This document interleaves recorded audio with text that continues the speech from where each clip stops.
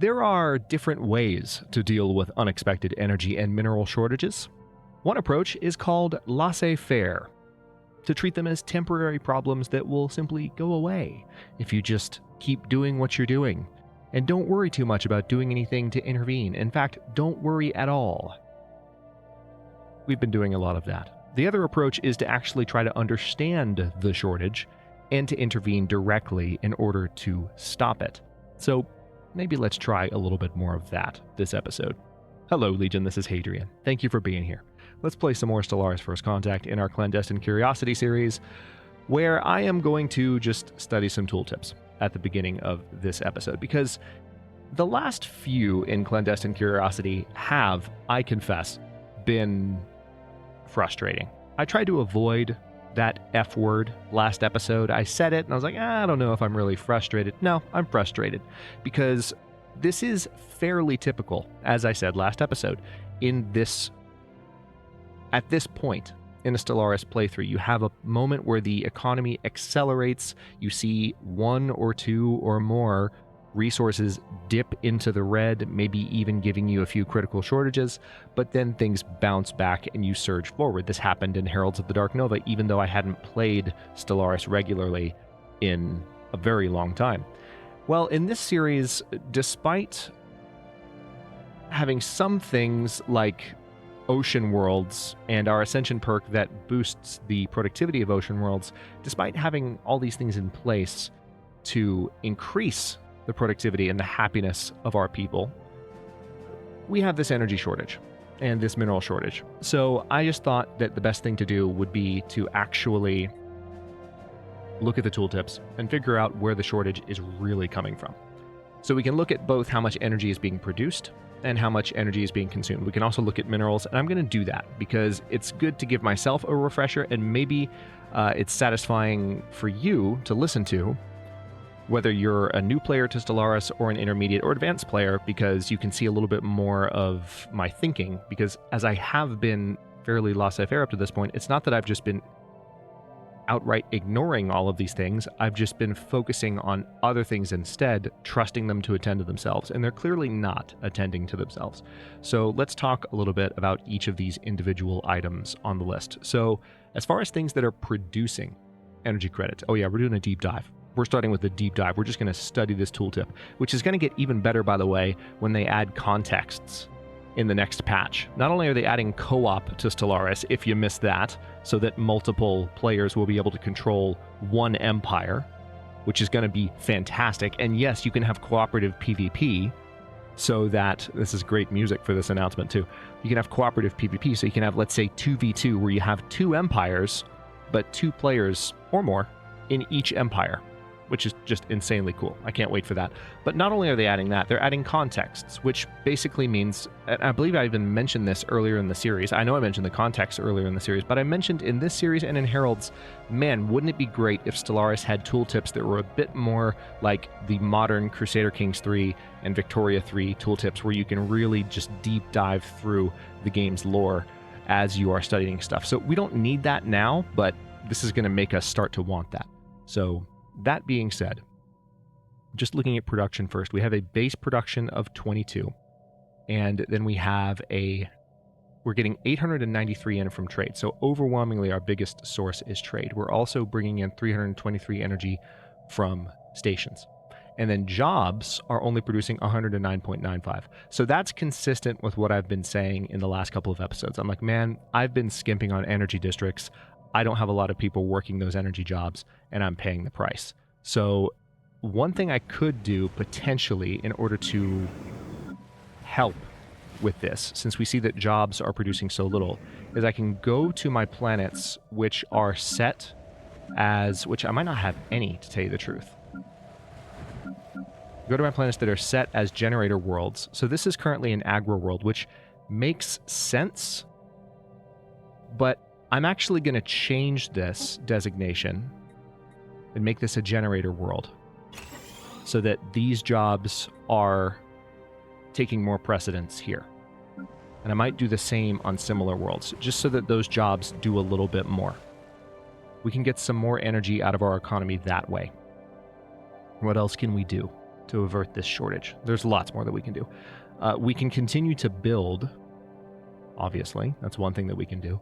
Let me also take a look at, I think I've pretty recently sold off some stuff, so not to keep doing more of what I've already done a lot of in the past few episodes, but I will need minerals in pretty high quantities to get some of the upgrades done that I'm waiting on. And I also need to just buy minerals to avert a major disaster here.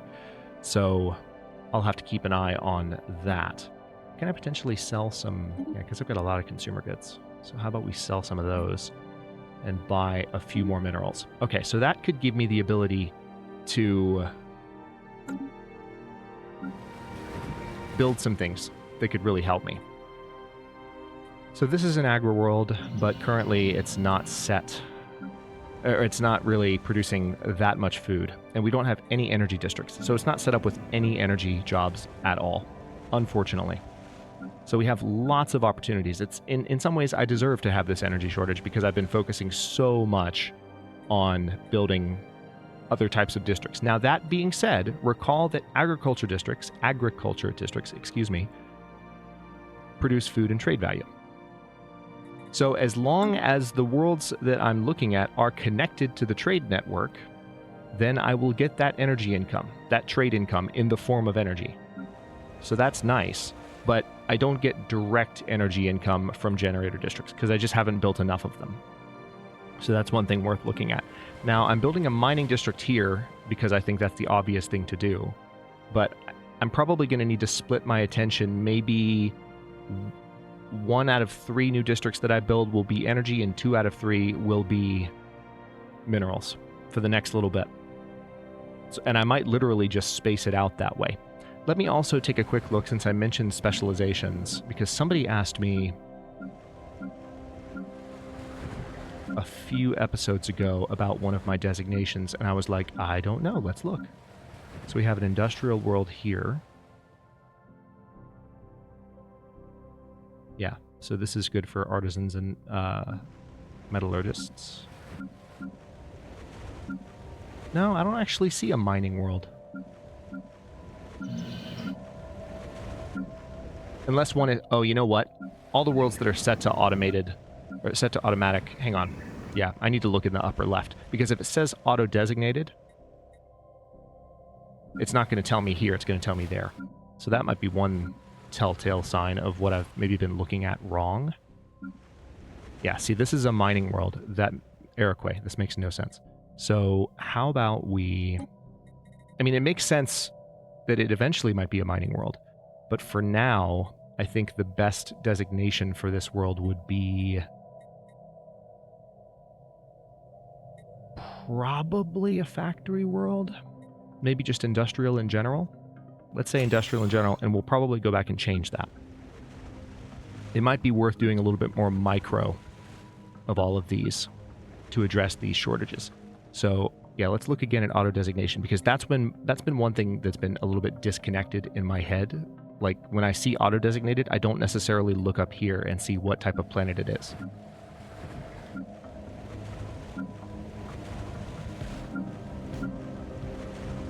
All right, so this is a generator world, and that makes sense. I'm okay with that. Now this is listed as a factory world, and it should be a mining world. So let's go ahead and get that set up as a mining world. Also, we have an auto designation set up here, and this is listed as a mining world. I'm okay with that because we're going to be building mining districts here, although there's probably a good argument that this should be a factory world at the end of the day, because there's not that many slots. So we might end up reassigning that before long. I do need some additional minerals if I want to upgrade this colony, and I do want to upgrade that colony. But anyway, let's return to our tooltip study. So that's how we can produce more energy. What's consuming energy? What are the items that are really, really taking away a lot? So we have buildings that are consuming a ton of energy. That's a huge line item. And we have ships. Now, ships I've mentioned. I've just been building and building and building and building, and I continue to build, and that's adding to my energy shortage. And I really can't help that, because the fact is I need my fleets to be strong. I'm currently getting these upgraded, so I'm not going to hit the reinforce button. I need my fleets to be strong because we're about to open the L gate. I'm generally waiting for someone else to notify me that they're about to go through the L gate, and then I'll try and beat them through. So I want my ships to be as strong as possible before that point. It looks like this base is fully built. Let's see how strong it is. 14.1k. All right, so I'm going to need to also have platforms here, which I've done nothing with platforms. That's one of the interesting things about Stellaris. Even when you have a really strong economy in the mid-game, it's tough to have like both a strong fleet and like really good defenses set up where you need them to be, especially at all your bases, and have like a strong economy with developed planets and all of that. It's a challenge. I'm not saying it's impossible at all, but it's a challenge. So it looks like for energy, it's buildings and ships, mainly districts to a lesser degree that are consuming my surplus.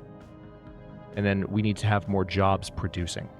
Now for minerals, we have jobs producing plentifully, but stations are consuming that like mad. So let's figure out why that is, because that's a surprise. Maybe I can find out why that is.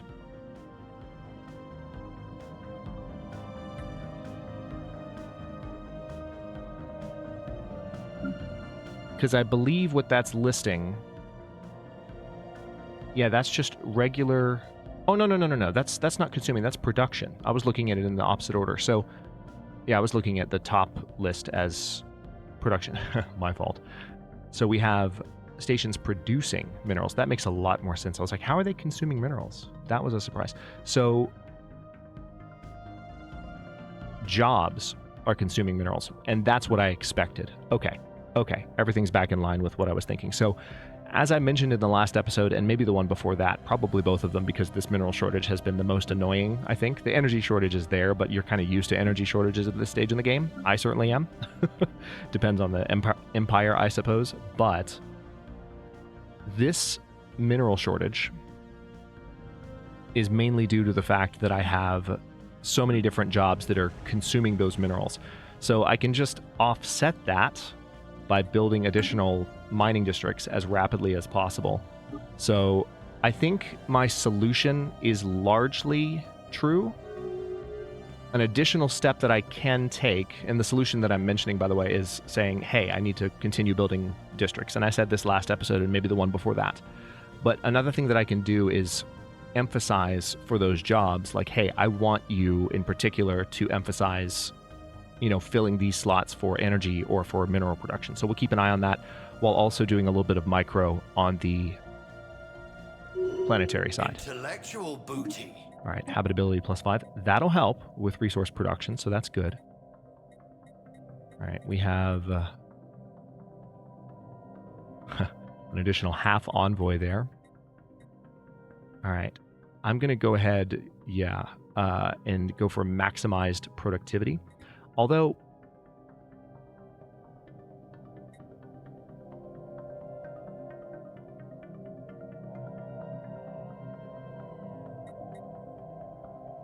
yeah, food is not a problem. I'd rather do something that might have a positive impact otherwise. So let's go for maximized productivity, and hopefully that will help. Maybe. Now, one thing I can definitely do is upgrade as many of my population growth buildings as I can manage. Because if I do that, there'll just be more pops to go around. They'll move around, and they'll fill jobs automatically and make life a little bit easier as they go, which is nice. All right, so it looks like I might be running a little bit low on my key resources here, so I need to be careful.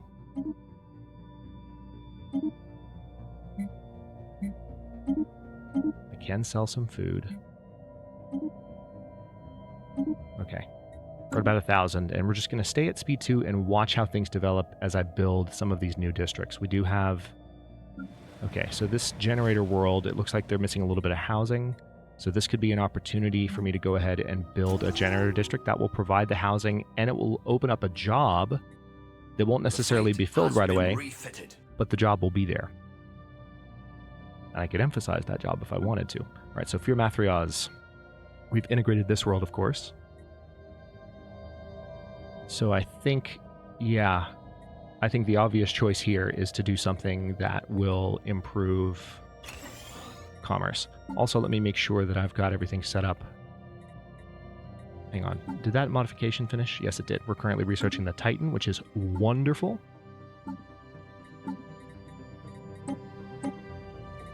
Yeah, the Kroll are now one of us, so to speak.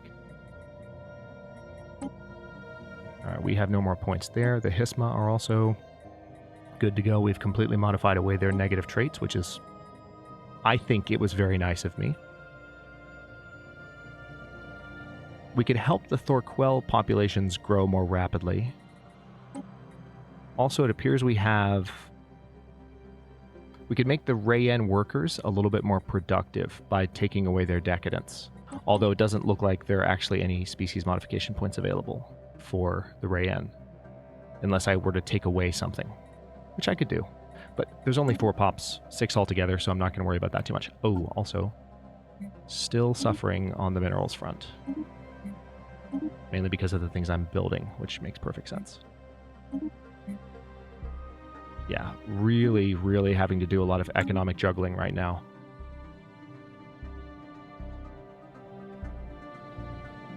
All right, so this generator district is almost built. Following a long period of growing support for the Latrepian ascendancy movement, the Union of Latrepian Stars has finally embraced the faction, adopting their core values and policies. Nice.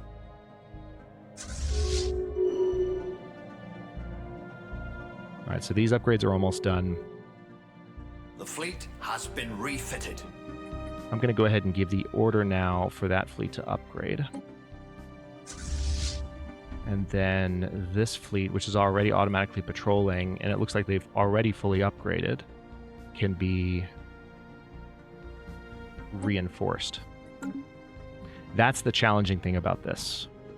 One of the reasons the energy shortage has persisted, that I can explain, and that I have explained, is that we're continuing to build new ships because I have to. It's unfortunate, but it's the reality. Also, let me... Yeah, thankfully we're generating a ton of rare resources. Like, a lot of them. So I'm able to do stuff like this. Alright, the mineral shortage looks like it's gotten a little bit better, but I'm just going to have to keep an eye on this. Resource storage full. Oh yes. Hang on, let's not forget we can do that. Sell to private collectors. Let's see, I can reverse engineer. Alright, so engineering research has been gained. Find peaceful applications.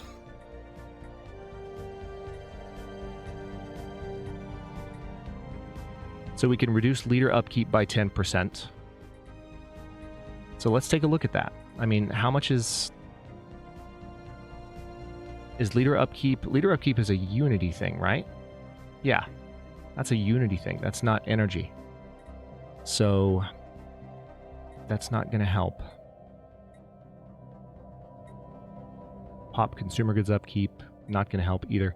Ancient Fad is really the best thing to do. Just boosting happiness a little bit, you know?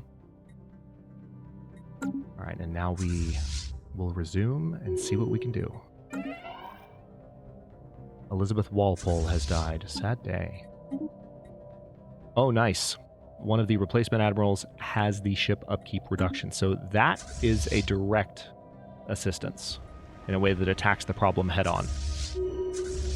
All right, so it looks like the upgrades are done and the ships are back to patrolling, which is good. If these fleets are patrolling around, they will help ensure maximum trade value and minimum piracy. Lobbyists. A cacophony of voices may be heard in the galactic community, not all of them friendly, and certainly not all of them aligning with Modian interests. Unfortunately, it seems that Ambassador Wilhelmine Hodgkinson has been listening to the wrong voices. Eyebrows were raised when she attended several conferences hosted by the Movement for Sane and Prudent Relations Between Species. Now it has emerged that a large sum of credits traceable to that organization were transferred to her. Wilhelmine Hodgkinson's colleagues demand that she be recalled, citing trust issues. However, some of our more devious advisors suggest that we could strike a deal to keep her in place in return for a share of the pot. So, what could be the harm in it? And this will reduce our diplomatic weight, but will gain a ton of energy.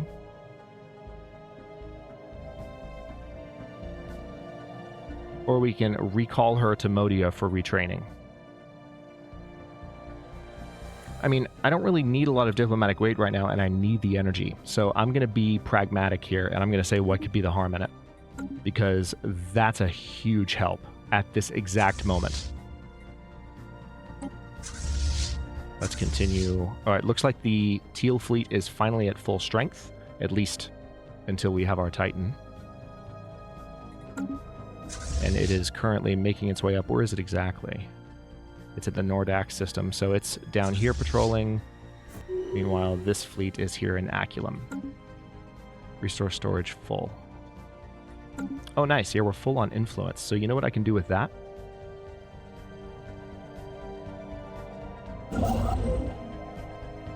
You know what I can do with that? Well, first of all, we're going to build that research station for that dark matter. That should have been done already. But we need to get a hyper relay built here, which I can do now.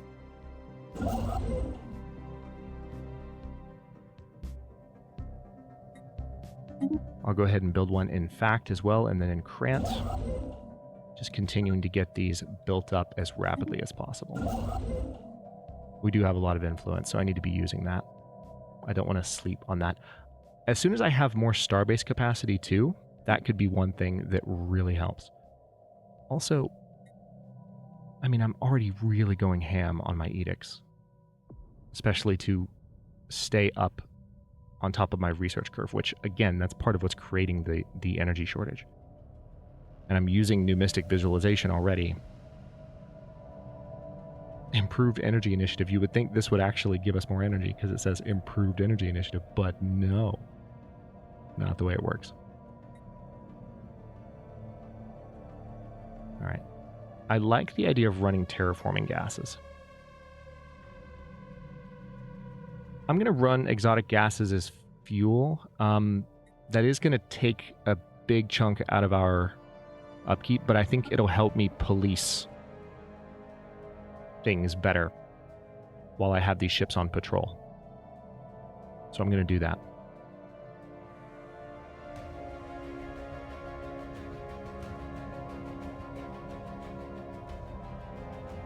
Nice. So these amenities could come in really handy. All the network amenities, because of, since I have the ancient refineries working, producing so many additional rare resources, those are valuable to me in ways that they weren't necessarily during Heralds of the Dark Nova. So I'll have to keep an eye on that, I think. So, fleet supremacy. Yeah, that's going to add ship upkeep. We can't do that right now.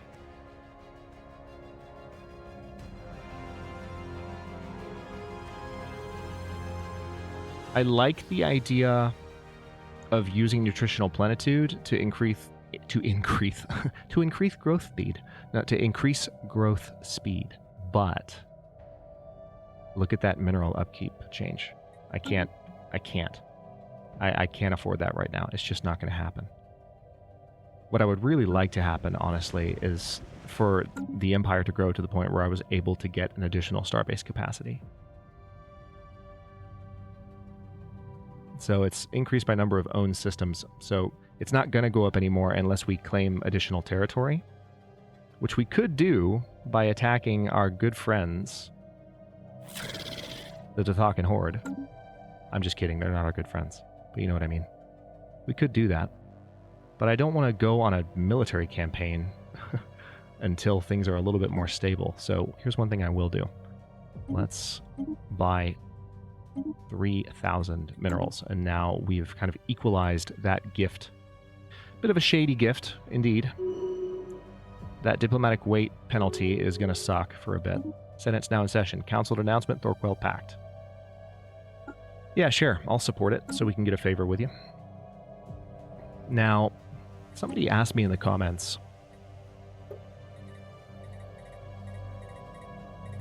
Let's see. Yeah, right now I can't denounce the crisis yet.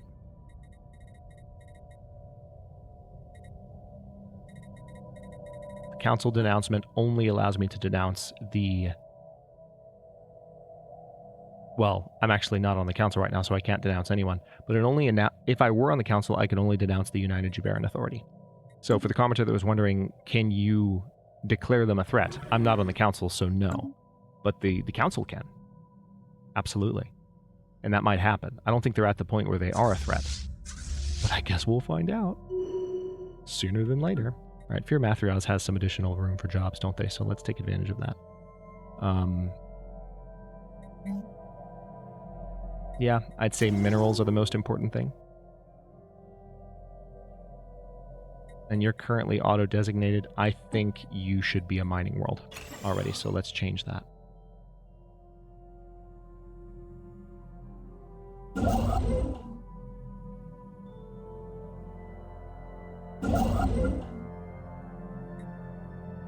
Alright, now I can build another hyper relay. In fact, see what I did there? Governing ethics shift in the Latrepian star hierarchy. Following a long period of growing support for the Latrepian unity bloc, the Latrepian star hierarchy has finally embraced the faction adopting their core values and policies. They're more xenophobic now. Great. The Latrepians have more reason to be suspicious of me because their factions have been making them think shady things. Okay, I'm going to go ahead and upgrade this colony. And then that should be enough. It should provide the housing that I'm looking for on Port Tamberworth. But we'll see. That's a newer colony, so that's going to be one of the things that really helps us overcome this deficit. To be real, one of the reasons that we've had this issue, frustrating as it might have been, is that we expanded quite rapidly and added a bunch of colonies in the space of like 5 episodes. A flotilla of civilian transports carrying Boki refugees from Omnian expungers have arrived in our space. They have been allowed to settle. So the Omnian expungers are now, they look like they're a little bit of a different color, probably because I reloaded the game. And they're here. So let's just see.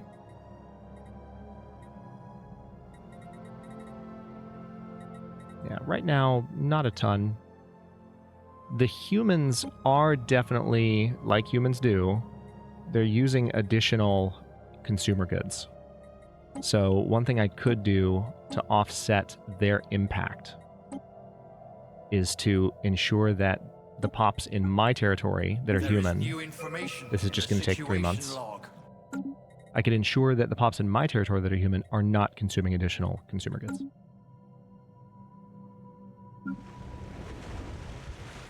I probably should have upgraded that when I had the chance, huh? Did I go ahead and do it, you think?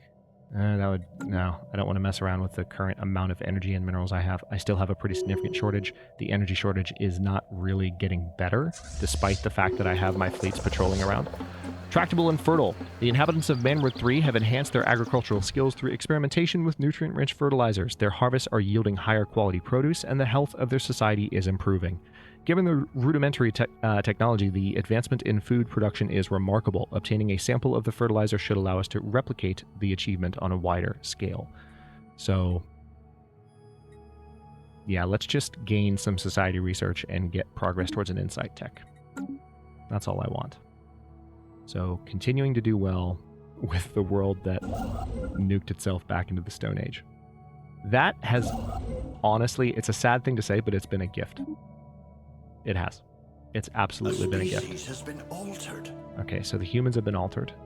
Anything else that I can do on that front? Because, I mean, I've been saying that there's not much else, because I don't have a ton of, ton of these pops in my territory, but what if I did?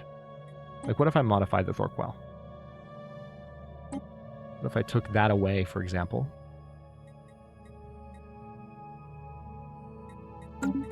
Oh no, let's leave them alone. Okay, also, let's go ahead and Ledger of situations amended. do that. It's going to take 2 more months, but yeah, so the Rayen are less than happy. Tell you what, let's create a template here. Oh, I can't modify them. Oh, hold on. We need genetic resequencing in order to remove positive traits. I forgot that I don't have that yet. I have another playthrough going offline where I do have that, and so I got those wires crossed. That's fair. All right, so we've unlocked the Titan, which is great. Let's go ahead and research the kinetic battery. 13 months until gateway construction is researched. Can't I build the scientific nexus? I can. I just need crap tons of alloys, which I currently don't have because I'm fighting against a shortage that has been very, very pervasive. So let me go ahead and upgrade this Capitol building. How much is it going to cost me? A lot. A species has been altered. All right, now we're seeing the minerals situation improve a little bit, but I doubt it's going to stick. Port Tamborth has a planetary administration upgrade about to finish. All right, and now, of course, we have an additional building slot. So what can I do with that? Commercial zone seems like the obvious choice. Do I have a nearby trade collector? I do. So that would actually help with the energy situation. Also, let me go ahead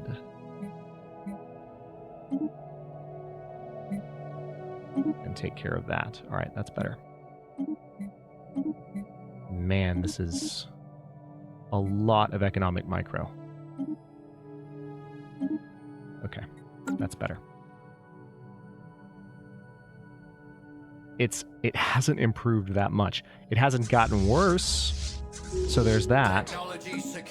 And I'm up against every... Okay, good. We're about to get an Ascension perk. That could help. But I'm really doing everything I possibly can. So finisher effects. We get additional 10% diplomatic weight. Oh, good. That'll offset that penalty. And then when the penalty goes away, we'll have even more diplomatic weight. And we get 4 special resolutions in the galactic community. And the final tradition, veto cooldown is 25% less. It is 25% shorter. And emergency measures cooldown is 25% shorter as well. Cool. All right, so now we have an Ascension perk. All right, so I think the obvious choice here is Mind Over Matter. This is the one that I've been waiting to go for. There are other ones that I could go for that might be like... You know, I could go for Imperial Prerogative, for example, which would reduce empire size from planets. I don't have... I mean, I'm getting 188 empire size added from planets, so that would chop that down to 99.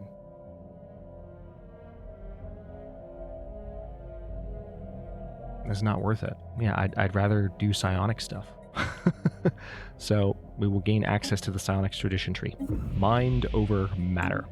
I mean, with how challenging the last couple of episodes have been, psionics is just a fun choice to make, regardless of whether it takes us to the victory in the end or not, and that's kind of the way that I want to go with it. So that's what I'll do. Governor Matilda Seymour seems to be approaching the limits of her abilities. Really? Alright, well, she's still providing a research bonus, so I'm gonna live with that. Okay, I'm gonna go ahead and build a hyper relay in the Screeching Abyss. Just kidding, no I'm not. I don't have crystals. I could probably buy them. I don't want to buy a ton of them, but I can buy a few. I can buy a few more. Yeah. Because this is one thing that I want to have connected as soon as possible. The ability to get to the L-Gate quickly from my main highway, basically, through my territory, is kind of important. All right, so that is done. Resources from jobs plus 30%, upkeep from jobs plus 30%. In the capital buildings specifically. Hopefully that will help and not hurt.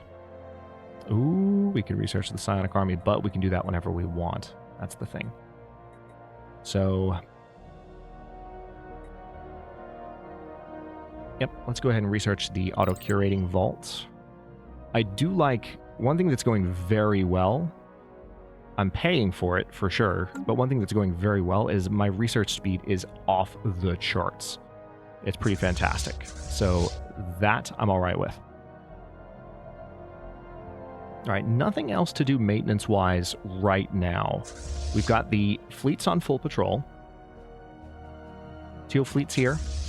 Mahogany fleet is here. So they're kind of close together at the moment, which I don't love. Which way are you going right now, Teal fleet? All right, the Teal fleet is going towards the Emir system, and the Mahogany fleet is going towards Nordak. So yeah, they're going in opposite directions at least, and they'll help to keep the trade lanes clear. But I'm going to go ahead and stop this one here. In the next one, I feel like I'm on the right track. It's just we're growing at the same rate that we're making up for the economic deficit. And so the needle doesn't really appear to be moving. But I think I can continue to build momentum, especially as I unlock new technologies and as I start to see some endgame technologies available to me that will improve energy production. And there are, of course, wonders I can build that, if worse comes to worse, I can just get those built, and then I won't have energy and mineral problems.